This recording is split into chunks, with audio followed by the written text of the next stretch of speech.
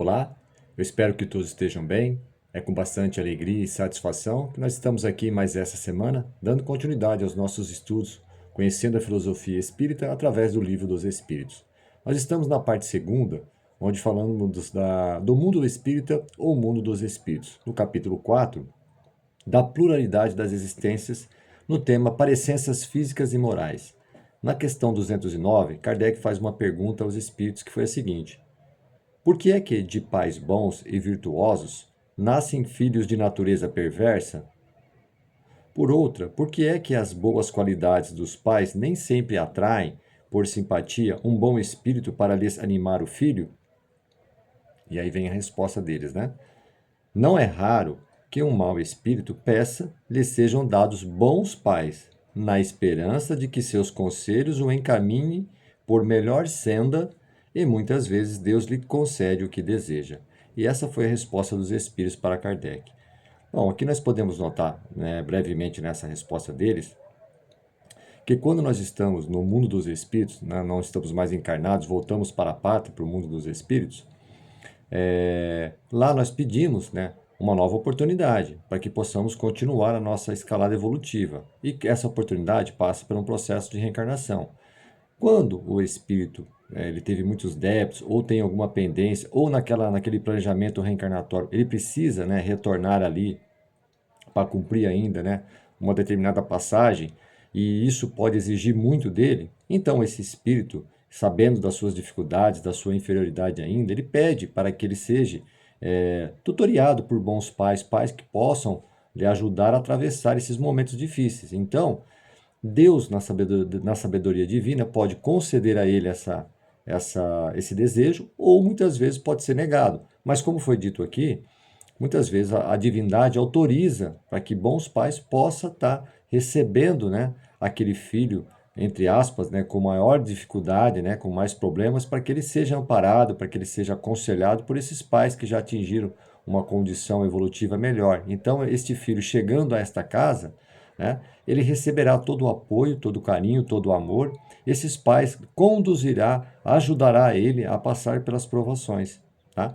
Nem sempre, né, serão só pais virtuosos. Muitas vezes também os pais têm uma certa inferioridade, recebe também em seu lar um filho bem iluminado, né, bem dotado de conhecimento, de moralidade, e este filho vem às vezes com uma missão específica para ajudar aqui a humanidade, e dando exemplos aos pais e a todos aqueles que estão à sua volta de como proceder numa vida íntegra, de ética, responsabilidade e, acima de tudo, com muito amor. Então pode acontecer dos dois lados. Aqui especificamente, que as qualidades dos pais não atraem só bons filhos.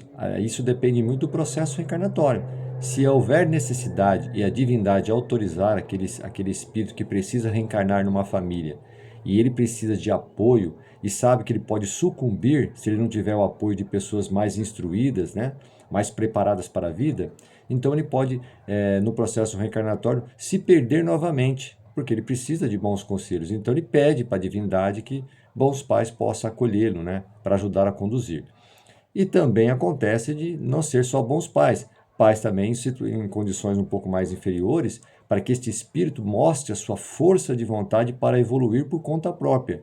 Né? A cada um é dado conforme as suas obras. Então isso também depende, né, da divindade. Neste momento, a divindade pode estar dizendo àquele espírito que quer reencarnar: olha, você vai reencarnar, mas uma condição diferente daquela que você pediu. Por quê? Porque você precisa mostrar o seu próprio esforço, né, e resistir às tentações por conta própria. Então não terá ali, talvez, espíritos mais evoluídos para conduzir ele. Ele, por conta própria, precisa mostrar para a divindade também que está evoluindo e que tem seus próprios méritos. Com relação a essa questão, o espírito Miramês faz um comentário que se chama troca de valores. Diz assim: as leis têm variações incontáveis. O espírito no mundo espiritual, já arrependido dos seus feitos incômodos e que deseja reencarnar, quando permitido, deseja nascer de pais virtuosos, como sendo misericórdia para que se livre de enveredar outra vez nos caminhos de erro. Para tanto, os pais servir-lhe-ão de barbilho, ou seja, de condução, né? Colocarão nele ali um norte para que ele não se perca novamente, né? Não deixando seus impulsos do passado tomarem a dianteira das boas qualidades que ele deve assimilar no mundo familiar, ou seja, naquela nova encarnação, né? Porém, nem sempre é permitida essa dádiva para seu avanço espiritual. Acontece muitas vezes que a alma retorne à carne em um grupo formado por seus iguais, às vezes piores, para que ele manifeste sua força de vontade e alcance o objetivo que deseja realizar para sua libertação. A variedade de situações não nos deixa traçar um roteiro em relação à igualdade de nascimentos. As normas são diversas em todas as manifestações dos espíritos que voltam à Terra para limparem seu passado com os seus próprios esforços, né? Então isso depende muito, como foi dito anteriormente, né? Se o espírito chega numa condição que ele não vai ter total apoio, é porque realmente a divindade espera que ele mostre o seu valor, né? Que ele passe pelas adversidades buscando através das suas próprias forças, né? Lógico, pedindo a Deus, aos espíritos amigos, que lhe auxiliem, que o intuam, mas que ele próprio precisa também encontrar seus caminhos, né? Entretanto, acontece igualmente ao contrário. Pais totalmente ignorantes, viciados em contradições das leis naturais, podem receber filhos altamente iluminados, no sentido de testarem novamente suas qualidades e desempenharem uma missão importante junto à humanidade. Aí aqui já é o contrário, né? Quando um espírito muito iluminado vem numa família simples, né? De repente de pais ainda que não tem essa dimensão de iluminação, né? De evolução, então que esse espírito vai trazer ali uma mensagem, um ensinamento muito grande para a humanidade, servirá de exemplo para todos nós, né? Esses também pedem para renascer nesse ambiente, servindo de exemplos para tantos que estudam as reações dos homens bons junto aos perversos e confundindo, assim, os que se dizem sábios, querendo dizer que os filhos são os que os pais não deixaram de ser, generalizando esses fatos. Se o espírito não gera espíritos, eles são o que são, embora a influência seja uma realidade. Para tanto, os espíritos que já atingiram certa compreensão se acautelam a todo momento, para não caírem em tentações, saírem ilesos dos processos de afinidades de famílias. Uma família é sempre uma escola, onde todos aprendem as primeiras letras do amor. Esteja ela no nível que estiver, há sempre vigilantes da vida maior ajudando-a. Sempre teremos, né, o apoio da espiritualidade amiga, que nos ajuda a passar pelas provas, pelas provações, né, e pelas dificuldades. Então, sempre que estivermos em dificuldade, devemos, né, nos guardar ali, fazer uma prece sentida, pedindo apoio para passar por aquela situação difícil. Isso mostra também a confiança na divindade, a confiança no mundo espiritual. E fazermos a nossa parte, porque com certeza a intuição virá. Inspirando-a para o aprendizado.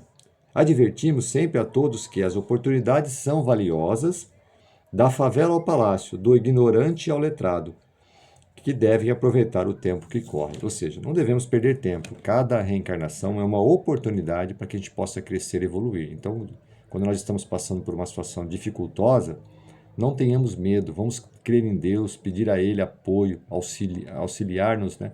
No sentido de passarmos por aquela situação difícil, ainda que exista dor, né? Ainda que exista o sofrimento, a gente precisa, de repente, resgatar isso. É uma forma de nós refletirmos por que aquilo está vindo para mim. Qual é a mensagem que eu devo receber sobre isso? Como é que eu posso aprender sobre esta lição? O que eu devo mudar, né? Então são reflexões importantes que ajudam o espírito a ir se burilando, se purificando, através do quê? Das vivências, das experiências dificultosas que nós temos no nosso dia a dia, né?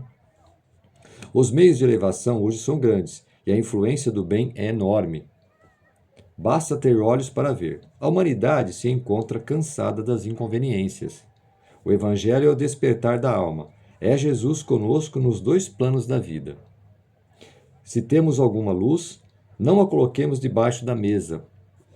Ergamo-la para que todos a vejam, sem vaidade. O exemplo é que é a candeia em cima do alqueire. É preciso verificar o que já se fez pela família na qual se nasceu.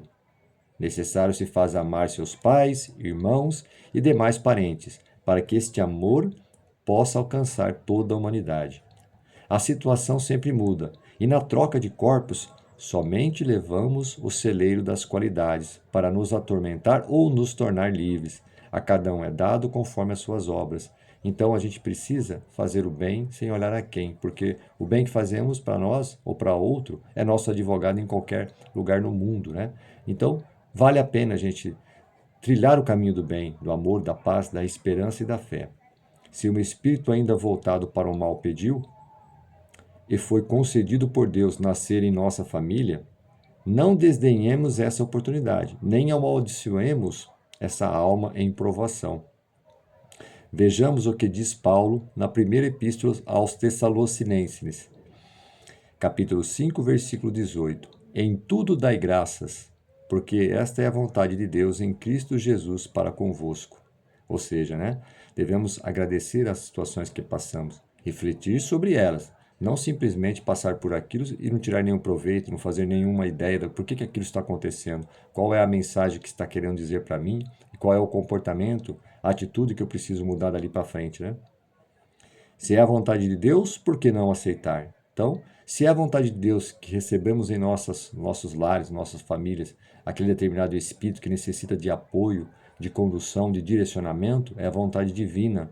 Isso foi ali previamente acordado entre nós. Então, precisamos sim nos esforçarmos, nos darmos a mão e juntos vencermos as dificuldades, né?